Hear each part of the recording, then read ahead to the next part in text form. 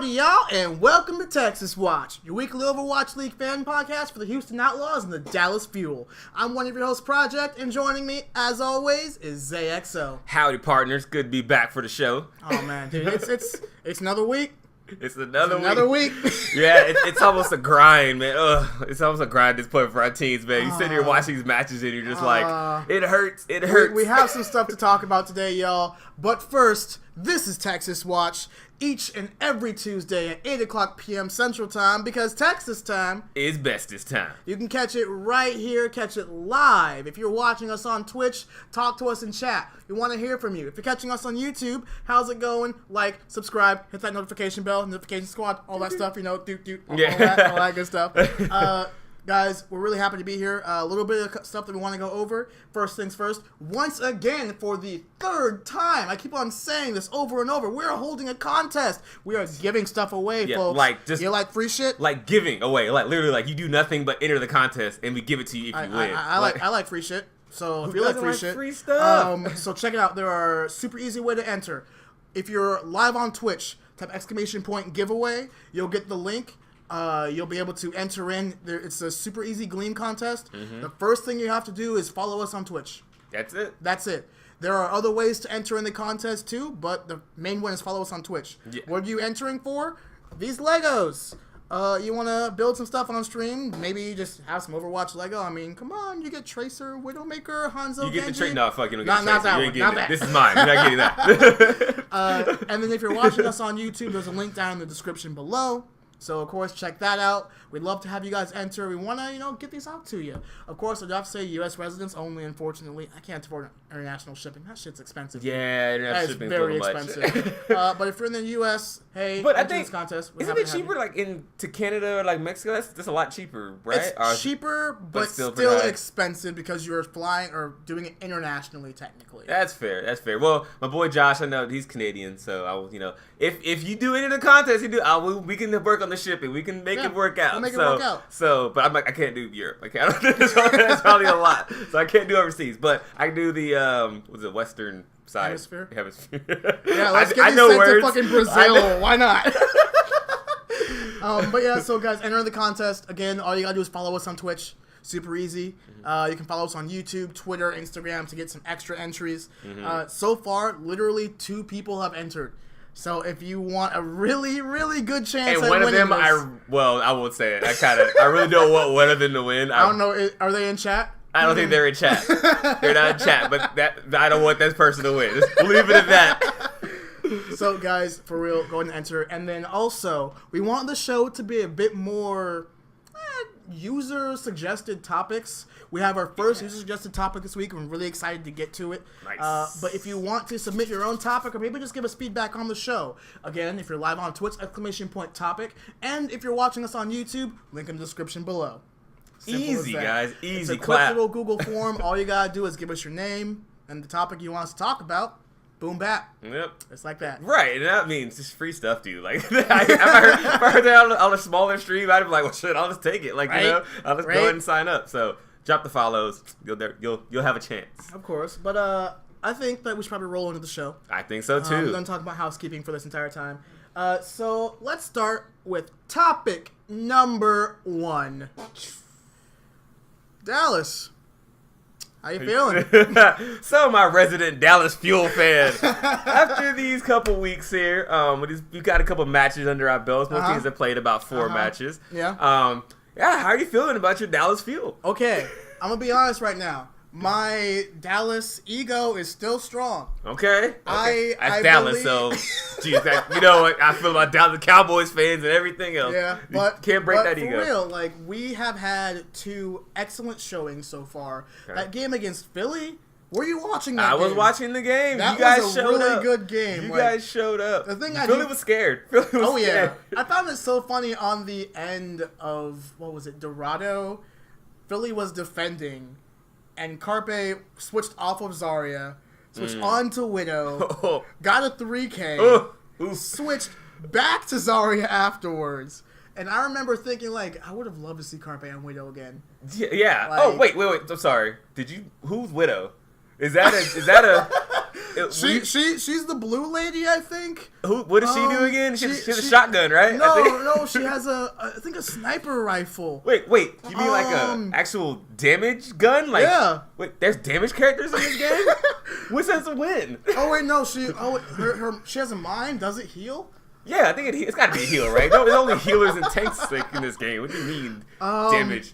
So, Okay. I mean, if you've been watching Overwatch League for the past couple of weeks, you know that it is a goats fest. Mm-hmm. You will only ever see DPS heroes being played if they are Sombra, Reaper, maybe Genji, but he gets switched off pretty quick. Yeah, no, actually being actual goats, like literal goats, like actually go. It's not just kidding, but yes, yes, as Project mentioned, yes. I will say though, when the Fuel are on, they are on. Oh yeah, they are a very strong looking team. Obviously, they're not Nixel.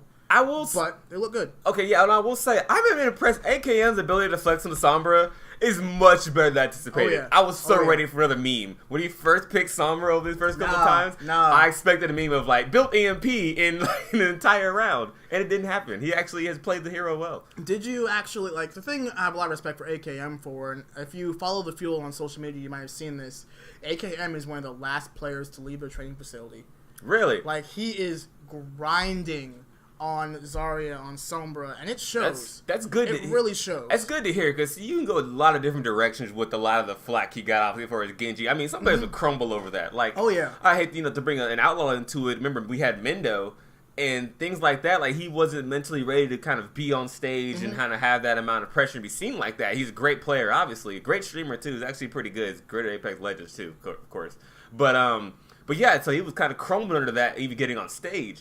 So for someone like AKM to be on stage, get ridiculed as much as he did for his lack of a hero pool, to take that in stride, come back, stay in the starting lineup, and then get on the top tier level with these other heroes, I'm impressed. Yeah. I'm actually impressed. I gave AKM a lot of flack, but I'm glad that he's bounced back. And he's earned it, for real. He has. I will say, like, with this current 3-3, 3-tank, 3-healer meta, it's really disappointing because, like, in the game against Philadelphia, we were up 2-0 in the first couple of games. Game 3, they subbed in Effect, and then they lost because Effect Zarya isn't as good as AKM. It's not, yeah. However, I don't blame Effect.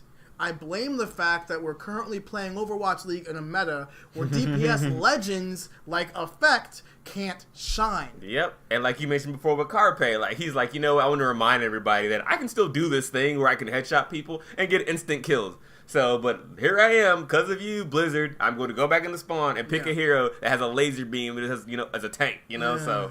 And I mean, like, don't get me wrong, like, 3-3, it is somewhat entertaining to watch. I'm not going to act like it's a complete snooze fest, but there are definitely games where it's like, I just saw 8 ults go off, and no one died. Yeah, that's the thing. You see a trance and sound barriers pop in and stuff. If you're a support, main, you can play it a lot. You can play a lot of the more fun supports, but I think Anna's one of the more fun too, but she's kind of hit or miss right now in the meta. But yeah, you see all these things happening and no one dies. If no one dies, you're just like, well, what's the point? What am I watching here? I'm watching like 2 rocks hit against each other until one gets chipped. Because you really until are. One gets chipped. It's just nothing but particle effects, a little bit of explosions, some shots going, maybe a Reinhardt going through, but it's like, it's so much just back and forth, back and forth, back and forth, until one Zarya grab doesn't get eaten by D.Va, and then they just so happen to pop the Brig ult at the same time so they can get in there, and it's like, I miss damage heroes, and I do like it when we at least see Sombra goats. Because Soats? Is that what they call? Is that what's called Soats? Sure. No, you get Soats and Woats. That's Winston goats. They're the Sombra goats. They're what was? I know that one with like May as well. I forgot the name of that. Moats. It's Moats. But Moats could be 2 things. It could be May or Moira.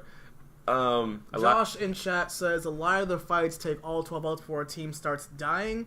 That's it though. Like it is nothing but ults going back and forth and back and forth. And like with Baptiste, who was just announced, by the way, if you have PC, download the PTR, play him. I played a match with him earlier before the show started.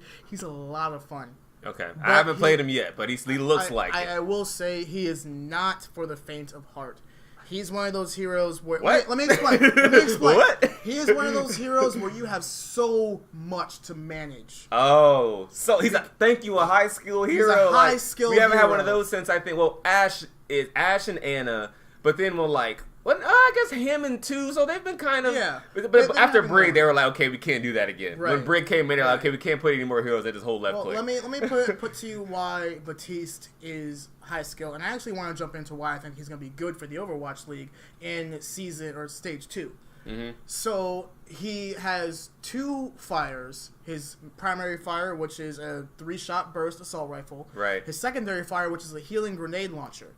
So that means that Baptiste has the ability to be frontline, he can be backline, he can be in the middle. Right.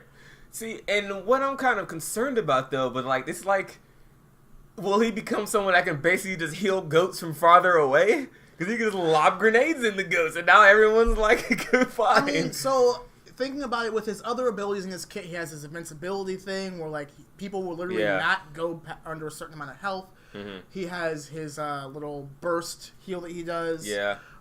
I don't know if it's going to be a goat's killer.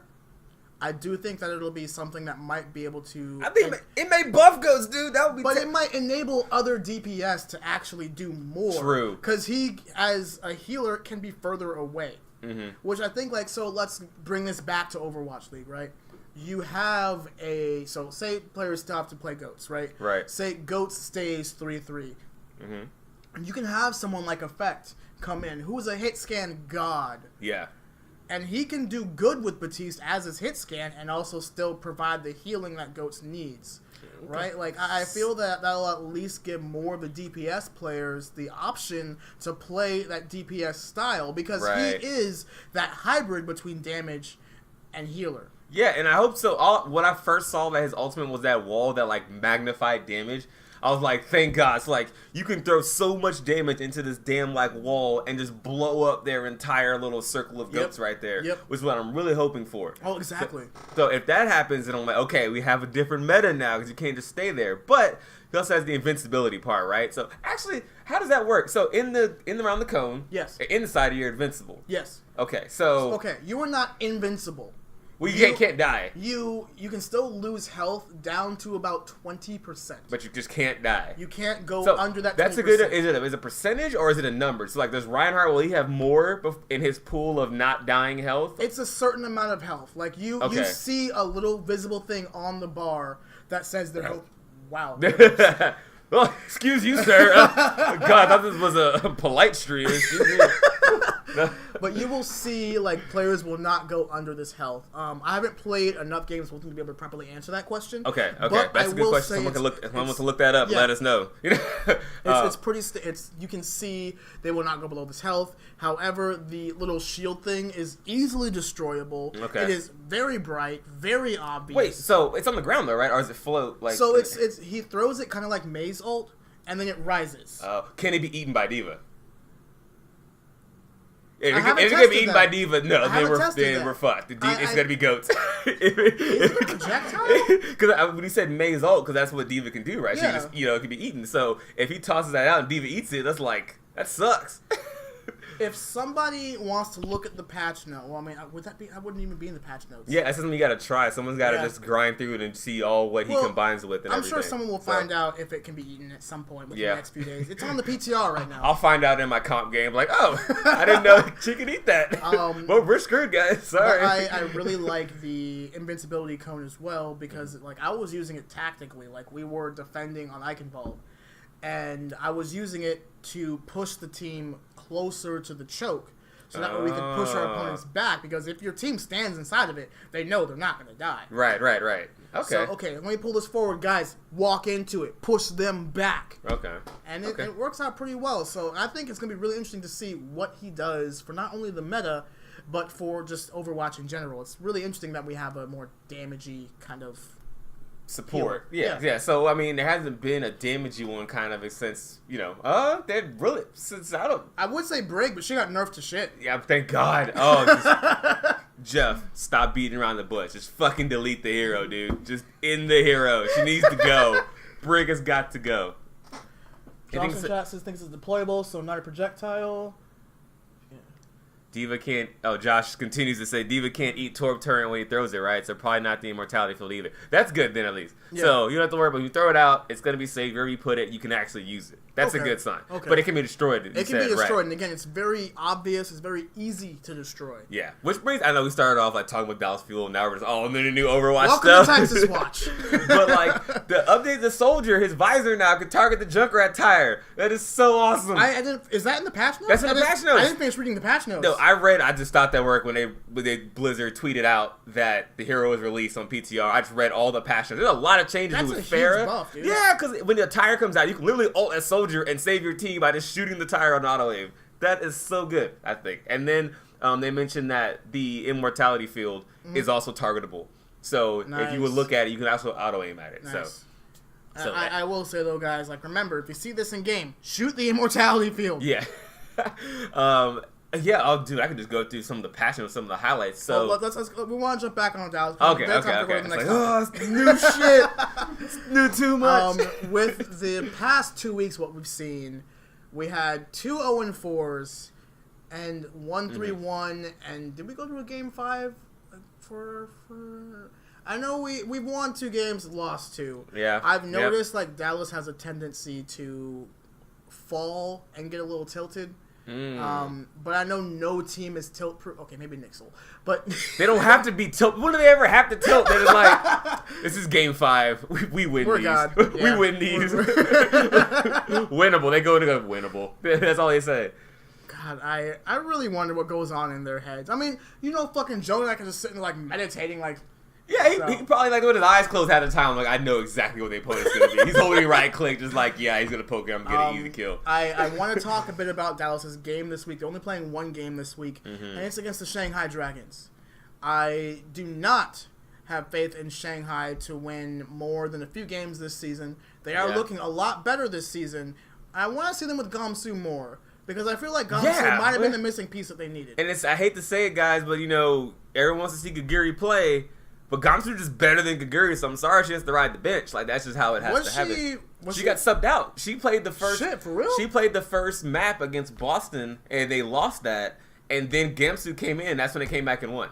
But Gamsu's a main tank. She's an off tank. Why wouldn't they keep her in? I don't know who they put in as off tank, but she was the one that got subbed out at the end. So Gaguri was not even part of their first. At least, like she's part of the losing round of it. But she, wasn't even in there. So that brings the interesting dynamic of what they want to do. Yeah. Because, obviously Gaguri is the only female player in the league. So it makes it, you don't want to bench that. That's kind of what you're doing. Well, I wouldn't say, like, that's a reason to not bench her. Right. But one's just better. I mean, Gaguri and Gamsu, like, what? I know it's 2 kind of different roles.